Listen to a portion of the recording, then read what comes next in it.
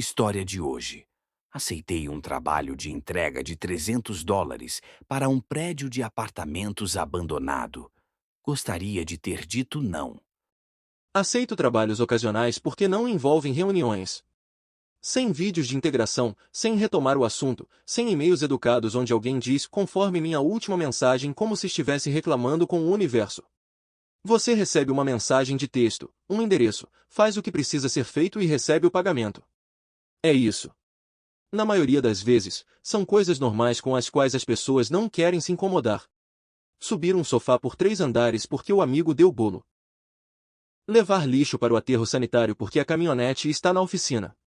Ficar sentado na entrada da garagem de um cara por 1 hora para garantir que o guincho não engate o carro dele de novo. Buscar um palete de água engarrafada para uma mulher que jurou que daria gorjeta e depois não deu. Não pergunto por quê. Não porque eu seja corajoso. Porque quanto menos você sabe, menos você carrega. A única regra que sigo para mim é simples: se algo me parece errado, eu vou embora.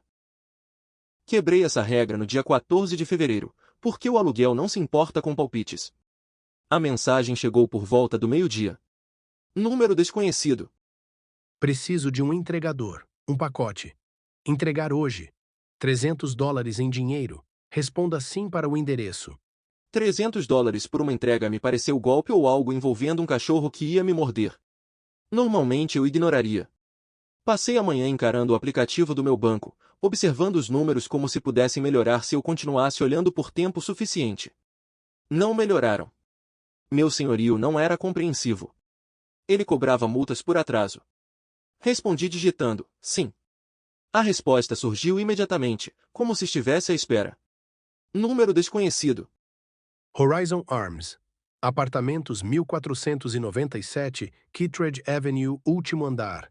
Unidade 12. C. Deixe o pacote na porta. Bata 3 vezes. Aguarde 10 segundos. Saia. Não abra o pacote.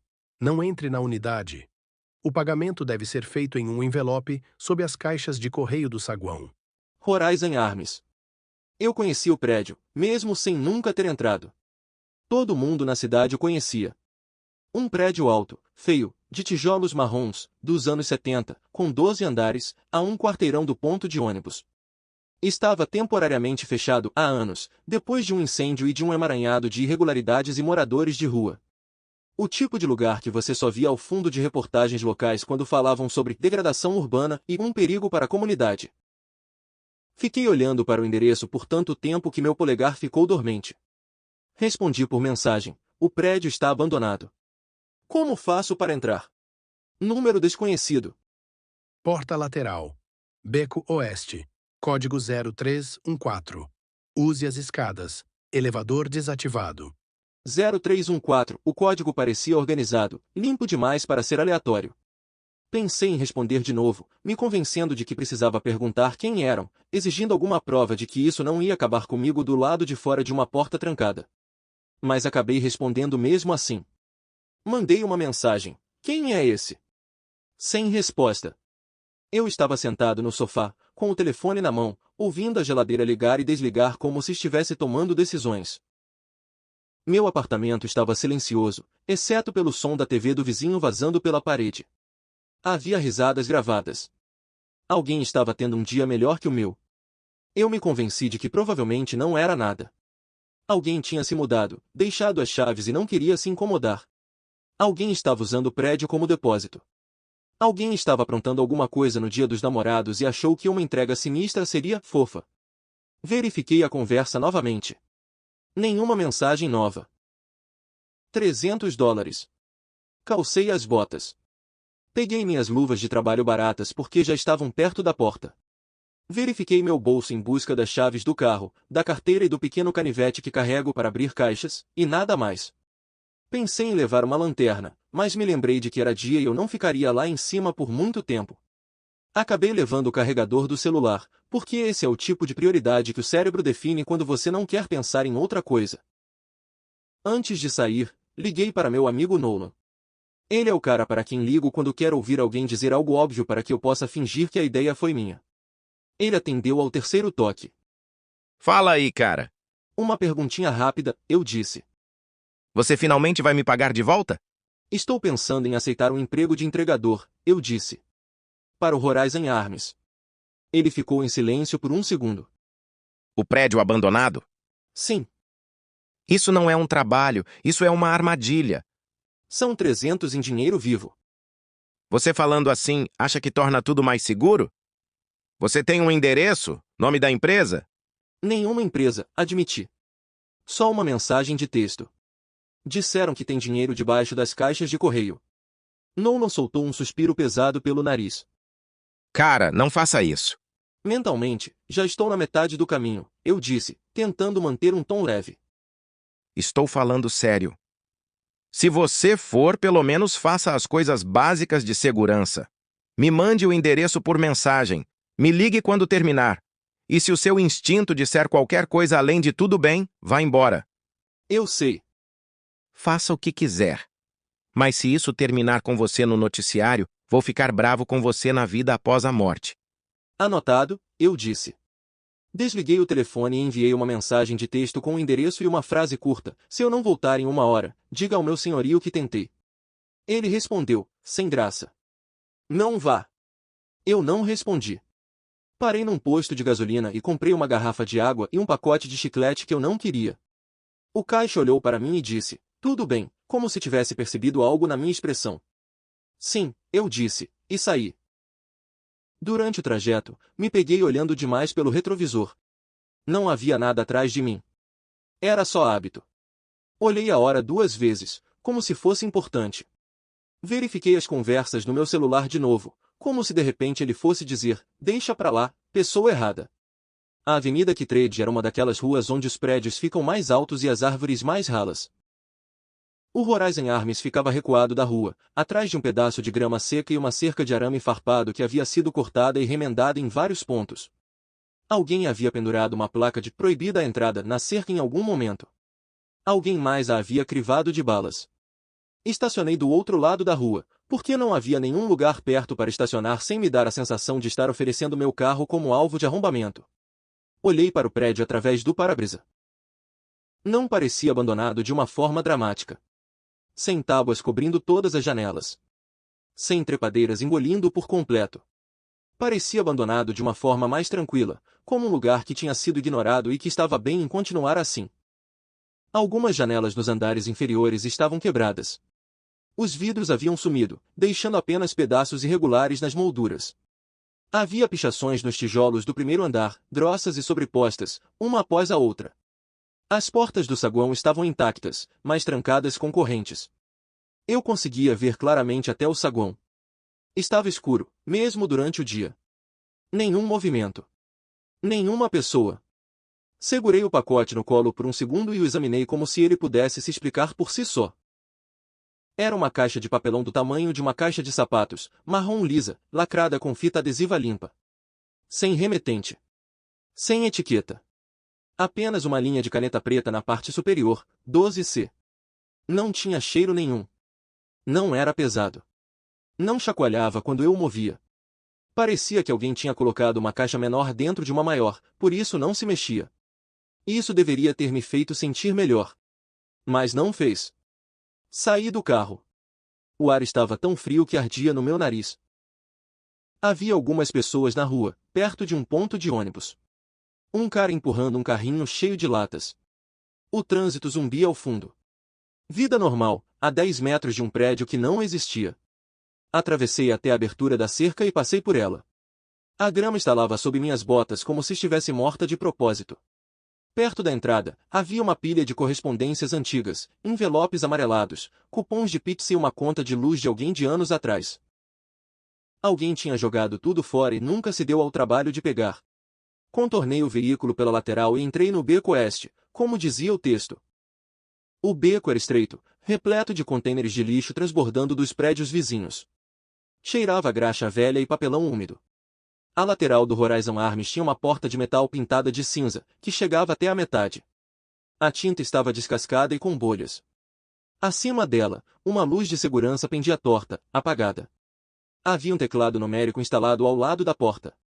Ao me aproximar, notei algo que deveria ter me ocorrido antes. O teclado era mais novo que a porta.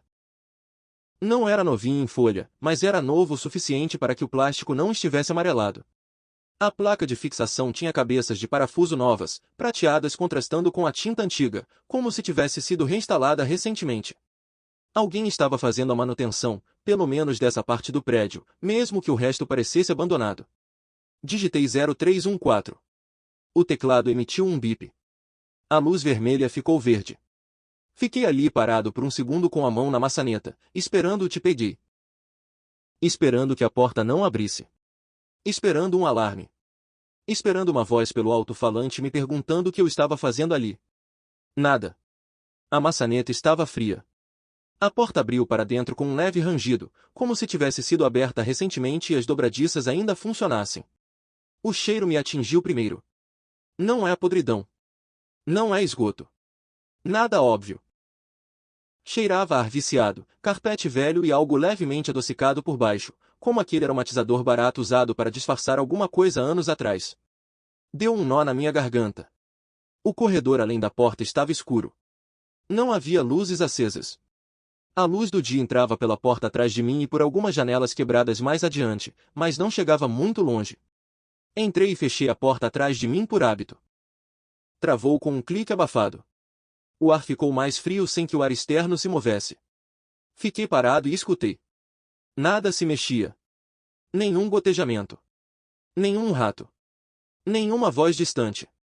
Nenhum rangido de cabos de elevador, nenhum ar-condicionado, nada.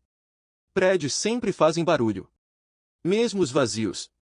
Este estava apenas mais silencioso do que deveria. Voltei-me para a porta. Havia uma barra de pressão do lado de dentro e um teclado numérico com uma luz verde. Se eu precisasse sair, eu poderia. Caminhei para a frente, mantendo-me perto da parede.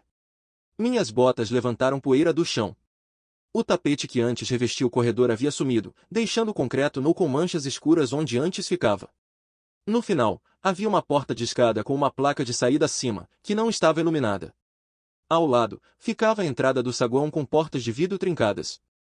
Eu conseguia ver o saguão através dele.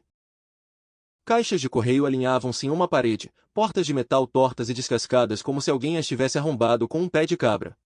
A recepção ficava atrás de um painel de vidro repleto de rachaduras.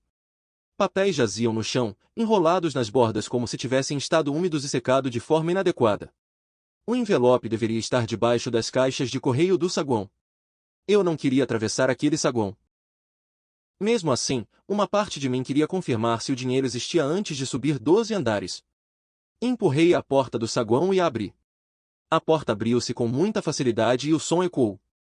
Meus passos soavam altos lá dentro. O saguão amplificava tudo, como se quisesse chamar a atenção.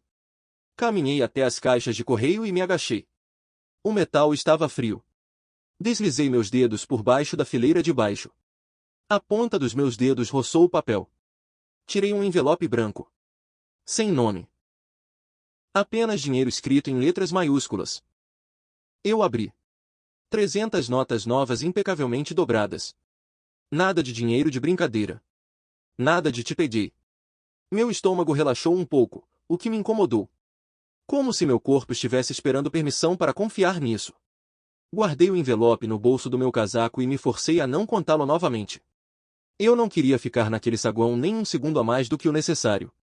A porta da escada era pesada, de metal, pintada do mesmo cinza que a porta lateral. Empurrei-a e abri. A escadaria cheirava a concreto e fumaça velha. O som da minha respiração ficava preso ali, reverberando de volta para mim. Havia degraus para cima e para baixo. Eu não precisava descer. Eu liguei. Os primeiros voos não foram ruins. Minhas pernas aqueceram. A caixa não pesava muito, mas segurá-la fazia meus braços ficarem ocupados, como se eu não conseguisse reagir rápido se precisasse. Mudei-a para debaixo de um braço para que minha outra mão ficasse livre. No patamar do segundo andar, dei uma olhada através da janela de vidro aramado na porta do corredor, sem pensar. O corredor seguinte estava mais escuro do que aquele por onde eu havia entrado. Algumas portas de apartamentos estavam abertas, não totalmente, mas entreabertas, como se alguém as tivesse empurrado e deixado assim. As sombras dentro dessas unidades pareciam densas, concentradas nos cantos. Continuei subindo. No quarto andar, minha respiração estava mais alta. A escadaria era igual do começo ao fim, paredes cinzentas, tinta descascada, manchas de ferrugem sobre os suportes do corrimão. Em um dos patamares, alguém havia pintado com spray um rosto sorridente com um X nos olhos. No sexto dia, havia marcas de arranhões na parte interna da porta da escada, aproximadamente na altura do peito. Sulcos profundos na tinta, atingindo o metal. Parecia que alguém havia arranhado a porta com algo duro. Diminuí a velocidade, ficando olhando para aquilo. Talvez uma ferramenta. Talvez alguém tenha tentado arrombar. Talvez crianças. Não combinava com a limpeza infantil. Mesmo assim, continuei subindo. Quanto mais alto eu subia, mais frio ficava. Não drasticamente, mas o suficiente para que as pontas dos meus dedos começassem a ficar rígidas, mesmo com as luvas. Meu suor esfriava rapidamente. Por volta do patamar do 9º andar, comecei a notar outra coisa, um som fraco que não correspondia aos meus passos. Um tom baixo, como alguém cantarolando ao longe. Não era nítido o suficiente para reconhecer uma melodia. Apenas um zumbido constante que subia e descia. Parei no patamar da escada e prendi a respiração. O zumbido continuou. Não parecia que o som estivesse ecoando pela escadaria vinda de baixo. Parecia estar no mesmo nível. Como se viesse de um dos andares, atrás de uma porta. Então o zumbido parou de repente. O silêncio que se seguiu foi ainda pior. Comecei a me mover novamente, mais rápido agora, porque não gostava de ficar parado quando algo poderia estar ouvindo. Quando cheguei ao 12º andar, minhas coxas ardiam e minha camisa estava úmida por baixo do paletó. A porta da escada que dava para o corredor tinha uma pequena placa com o número 12. Alguém a havia riscado com algo pontiagudo. Empurrei a porta e a abri. O corredor lá fora estava mais escuro do que os andares de baixo. Não havia nenhuma janela quebrada visível neste andar, o que significava que não havia luz do dia. A única luz vinha da escada atrás de mim e não chegava muito longe. O ar tinha um cheiro diferente aqui em cima. Não era apenas cheiro de ar viciado. Havia algo como metal molhado. No início, não me mexi. Deixei meus olhos se acostumarem. O corredor era longo e reto, coberto por um tapete sujo e achatado que ainda se agarrava ao chão.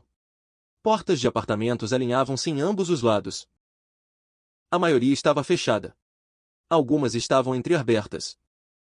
No extremo oposto, uma placa vermelha de saída brilhava fracamente acima da porta de outra escadaria, mas a luz era fraca, como se estivesse funcionando com uma bateria reserva quase descarregada.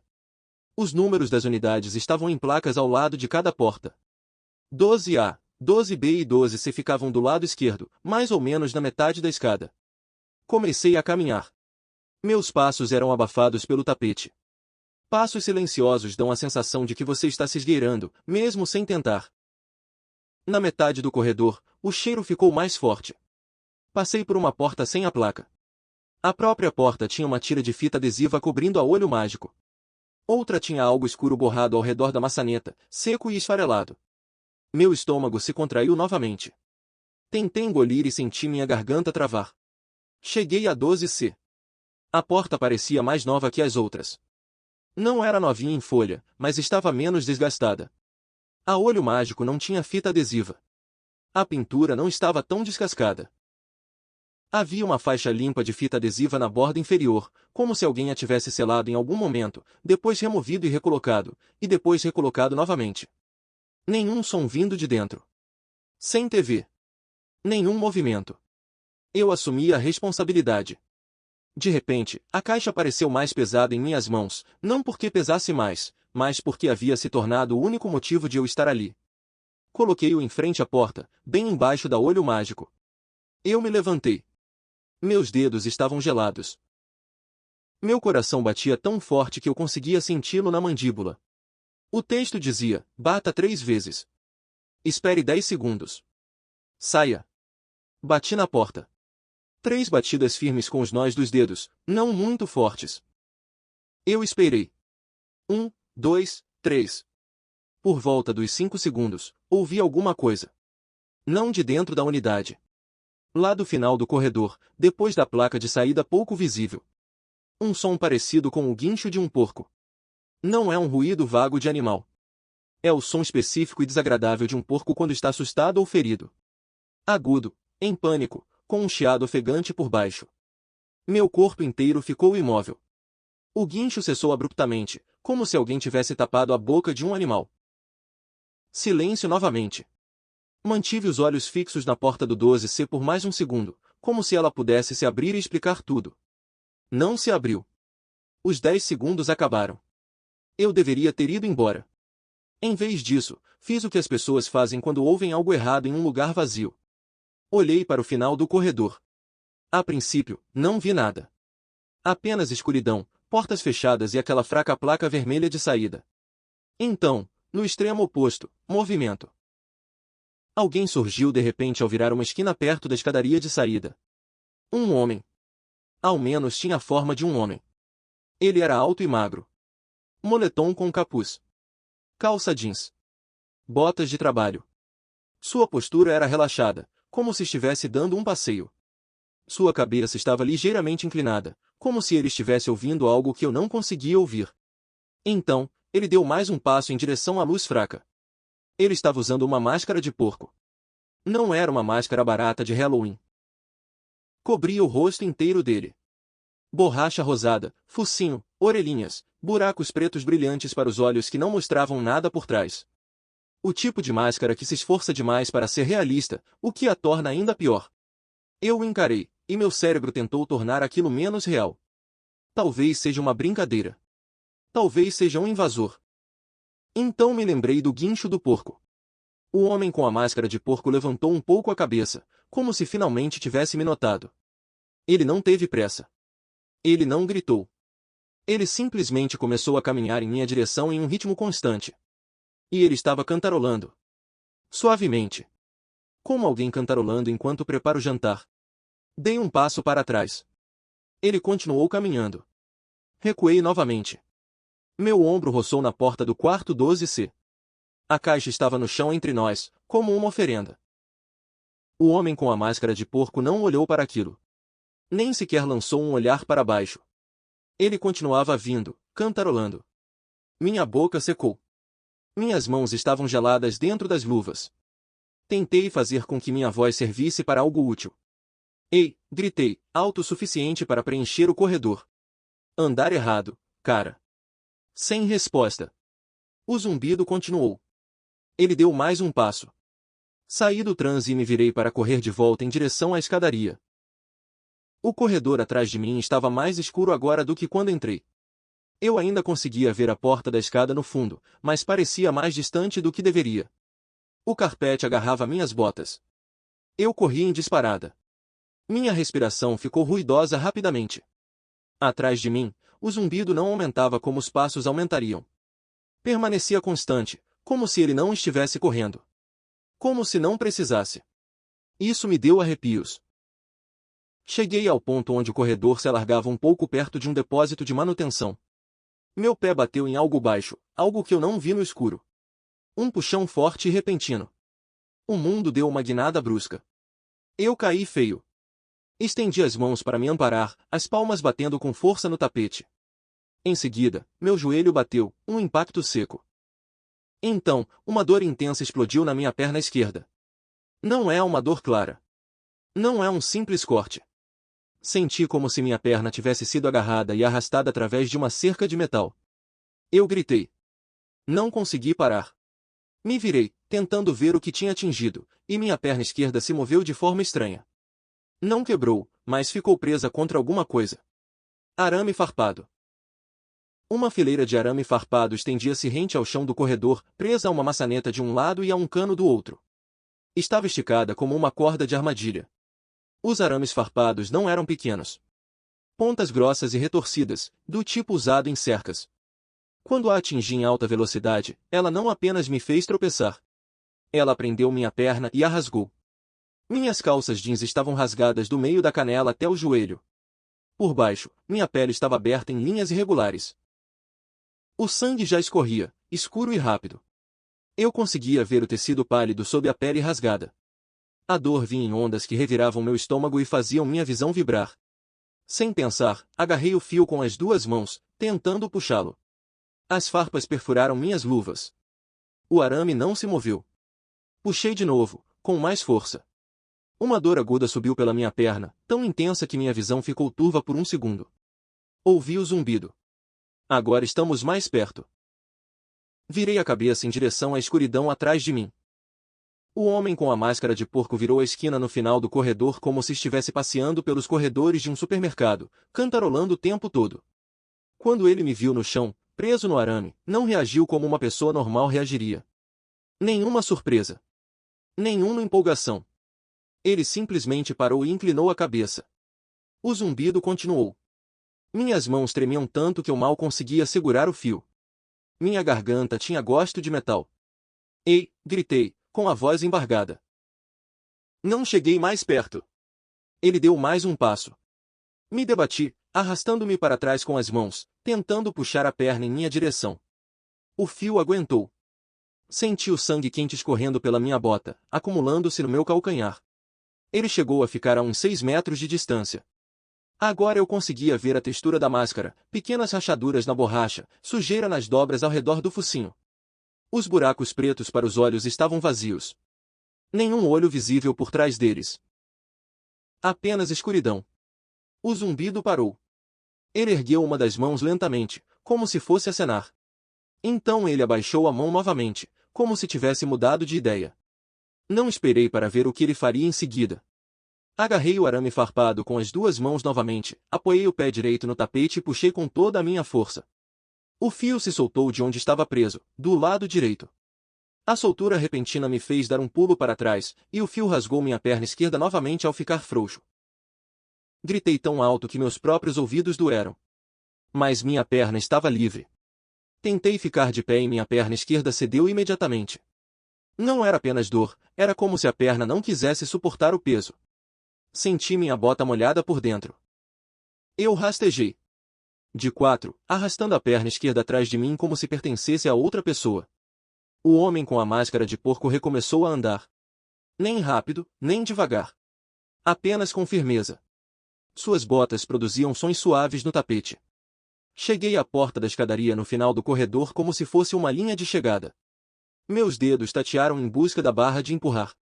Estava fria e lisa. Empurrei-a. A porta não abriu. Por uma fração de segundo, meu cérebro se recusou a aceitar. Empurrei novamente, com mais força. Ainda nada. Não era uma sensação normal de porta trancada. Parecia que a porta estava fisicamente emperrada, como se algo a tivesse bloqueado do outro lado. E então percebi o detalhe que me passou despercebido no escuro. A borda inferior da porta tinha um pedaço de carpete rasgado amontoado embaixo, bem preso. O tapete velho do corredor estava desfiado. Alguém poderia ter chutado um pedaço dele para debaixo da porta em segundos e transformado-o em uma cunha. O homem com a máscara de porco estava mais perto agora. 15 pés. 10. Ele começou a cantarolar novamente. Não é a mesma melodia. Um padrão um pouco diferente, como se ele estivesse escolhendo algo aleatoriamente. Minhas mãos tatearam o chão em busca de algo sólido. Meus dedos tocaram algo de metal perto do rodapé, um pedaço de cano quebrado, talvez de um suporte do corrimão. Peguei-o e o prendi perto da borda inferior da porta, onde o pedaço de carpete estava emperrado. Eu me intrometi. O tapete rasgou com um som áspero de rasgo. O zumbido parou. O homem com a máscara de porco inclinou-se ligeiramente para frente, como se aquele som lhe importasse. Forcei novamente, com mais força. O bolo de papel se soltou o suficiente para que a porta se movesse um pouco. Eu pude sentir uma leve folga, um movimento mínimo que indicava que não estava trancada, apenas emperrada. Larguei o cano e empurrei com as 2 mãos. A porta se abriu. O ar frio da escadaria escapava com força, cheirando a concreto e fumaça velha. Arrastei-me pela porta, passando a perna esquerda por cima do batente. A porta começou a fechar atrás de mim, pesada nas dobradiças. Olhei para trás uma última vez enquanto se fechava. O homem com a máscara de porco não se apressou em impedi-lo. Ele não agarrou a porta. Ele ficou parado na penumbra do corredor, completamente imóvel. À medida que o espaço diminuía, ele ergueu algo em frente ao peito. Um sinal. Cartolina branca. Letras pretas grossas. Seja meu. Meu namorado. E no canto, um pequeno coração vermelho, como um desenho que uma criança faria num cartão. Por um segundo, vi a mão dele segurando aquilo. Pele nua e pálida, unhas limpas. Uma mão normal. Então a porta se fechou. A trave emperrou. A placa desapareceu. O corredor desapareceu. Sentei-me no patamar de concreto dentro da escada, ofegante como se tivesse corrido quilômetros. Minha perna esquerda estava um desastre.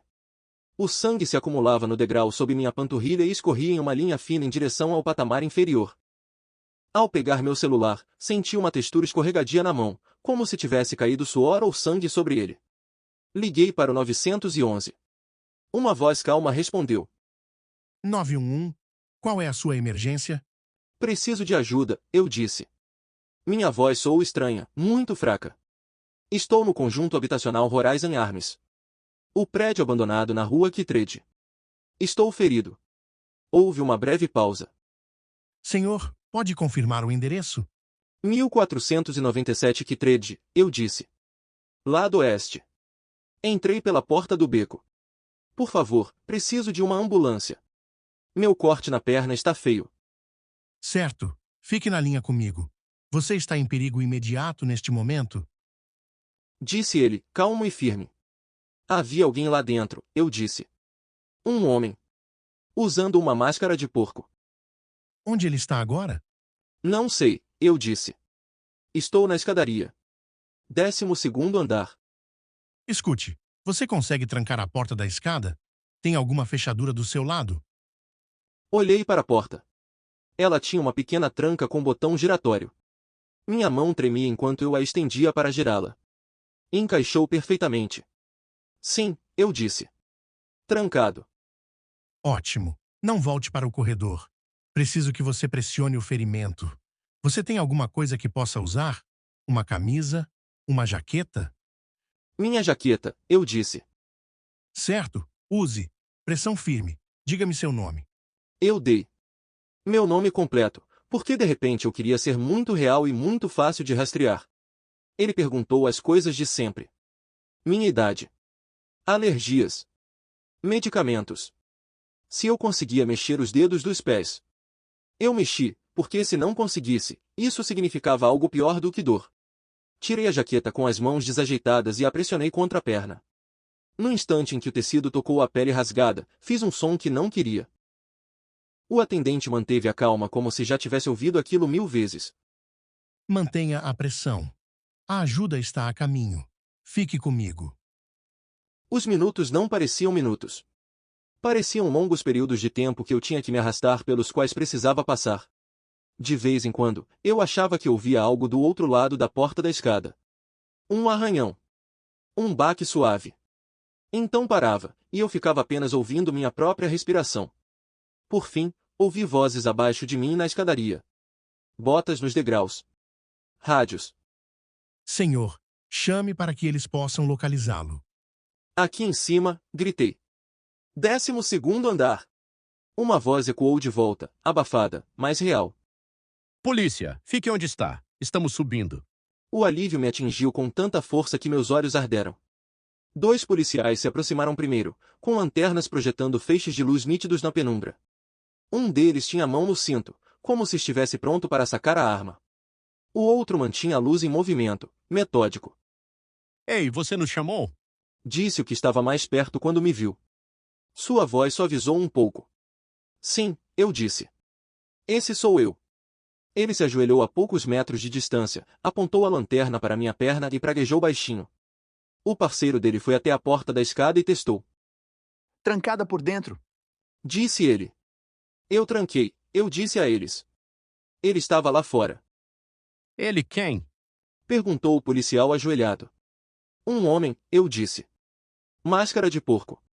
Trocaram um olhar rápido e profissional. Os paramédicos chegaram logo atrás deles. Uma mulher se apresentou como Marcy. Rosto sereno. Mãos firmes. Vamos cuidar de você. Continue olhando para mim.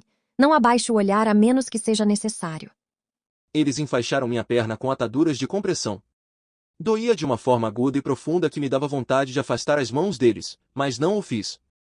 Eu conseguia sentir o sangramento diminuir sob a pressão. Eles me colocaram em uma maca e começaram a me levar para baixo.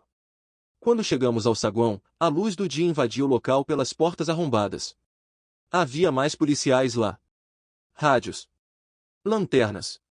Alguns deles usavam luvas, como se já estivessem prevendo alguma evidência. Eles me levaram rolando até a calçada. O ar frio atingiu meu rosto. Sons da rua invadiram meus ouvidos. Carros. Um cachorro latindo em algum lugar. A música alta de alguém vindo de um carro que passava. Normal. Mesmo assim, comecei a tremer. Marcia entrou na ambulância comigo e disse: Vamos para o pronto-socorro. Você vai precisar de pontos, talvez grampos. Você vai ficar bem. Um dos policiais se inclinou para dentro da porta aberta e perguntou: Senhor, antes de ir embora, como o senhor entrou? Porta lateral, eu disse.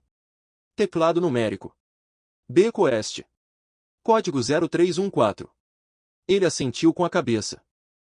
E você disse que o pagamento era feito embaixo das caixas de correio do saguão? Sim, eu disse. Você ainda tem o dinheiro? Foi então que percebi que o envelope ainda estava no bolso do meu casaco. Sim, eu disse. Pode levar. Eu não quero. Ele assentiu com a cabeça. Certo, vamos recolher. No hospital, eles limparam, suturaram e grampearam até que minha perna parecesse ter sido remendada por alguém que não teve tempo de fazer um acabamento bonito. Um médico disse coisas como lacerações profundas, risco de infecção e você tem sorte de não ter atingido a artéria. Ele me perguntou se eu havia tomado a vacina antitetânica recentemente. Eu disse que não me lembrava. Mesmo assim, ele me aplicou. Mais tarde, uma detetive entrou, a paisana, com um olhar cansado e um bloco de notas na mão. Ela colheu meu depoimento. Recebi um número de protocolo. Ela me disse, sem rodeios, para não responder se o número entrasse em contato comigo novamente e para ligar diretamente para ela. Contei tudo a ela. As mensagens de texto. O código. O envelope no saguão. O zumbido. O procedimento de entrega. O guincho. A máscara de porco. O arame farpado. A placa. Quando terminei, ela perguntou: Você tem a conversa por mensagem? Sim, eu disse. No meu celular. Eu entreguei. Ela rolou a tela. Seus olhos se moviam rapidamente. Então, ela franziu a testa. Ela apontou a tela para mim. A conversa ainda estava lá, mas não tinha a mesma aparência de quando estava no meu carro. Em vez de um número normal, mostrava um remetente genérico, como aqueles aplicativos de mensagens descartáveis que encaminham as mensagens por meio de identificadores aleatórios.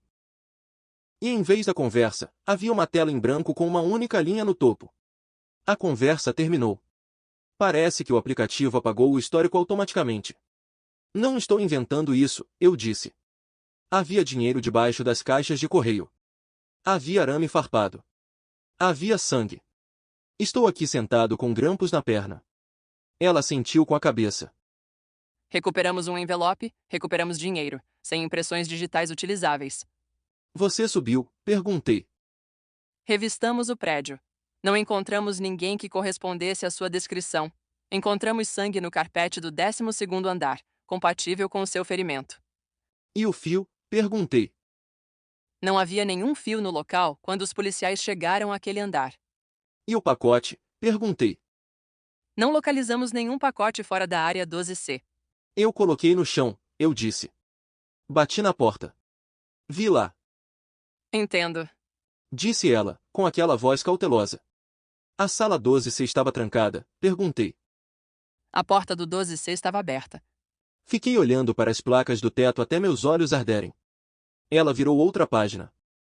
Há um corredor de serviço naquele andar. Acesso para manutenção. Ele passa atrás dos apartamentos. Nossos agentes encontraram uma porta de painel no final do corredor que dá acesso a ele. Meu estômago se contraiu. A escotilha do telhado estava destrancada.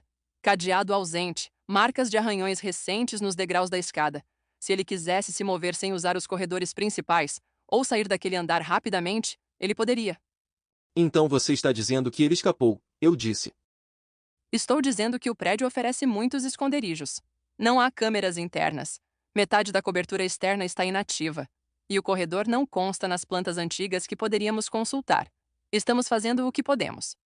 Ela deixou o cartão dela na minha bandeja e me disse novamente. Não se envolva, não volte, não tente bancar o herói. Não dormi muito naquela noite. Cada vez que eu cochilava, ouvia um zumbido, suave e constante, como uma melodia que você não consegue identificar, mas também não consegue esquecer. Na manhã seguinte, meu telefone vibrou. Uma notificação apareceu rapidamente na parte superior da minha tela. Não era uma mensagem completa, apenas aquela pequena prévia que aparece quando algo chega. Desconhecido, obrigado pela entrega. Peguei o telefone tão rápido que quase o deixei cair. Quando abri minhas mensagens, não havia nada de novo. Nenhuma conversa. Nenhum remetente. Nada na minha caixa de entrada. Como se a pré-visualização tivesse aparecido, mas a mensagem não tivesse sido carregada por completo, como se o aplicativo tivesse tentado carregá-la e falhado. Minhas mãos começaram a tremer novamente, desta vez com mais intensidade. Eu não respondi. Nem sequer digitei nada. Liguei para o número da detetive. Chamou. Quando ela respondeu, eu disse. Tentou me mandar mensagem de novo. Eu vi a prévia. O que estava escrito? Engoli em seco. Obrigado pela entrega. Houve uma pausa, e eu ouvi a respiração dela do outro lado da linha, constante, mas ofegante. Certo, não toque em mais nada no seu celular. Não apague nada. Se puder, tire uma captura de tela do seu histórico de notificações. Vou mandar alguém aí. Não consigo tirar uma captura de tela, eu disse, com a voz trêmula. Sumiram. Tudo bem, fique onde está. Depois que desliguei o telefone, fiquei olhando para a tela em branco até meus olhos doerem. Lá fora, pela minha janela, o mundo continuava girando. Carros passavam. Pessoas caminhavam. Alguém riu. E em algum lugar, num prédio que deveria estar vazio, alguém tinha instalado um teclado numérico que ainda funcionava, um corredor que podia ser bloqueado do outro lado, um corredor de serviço que não constava nas plantas antigas e uma forma de garantir que a única prova que eu recebia surgia e desaparecia num banner de fração de segundo no topo do meu celular.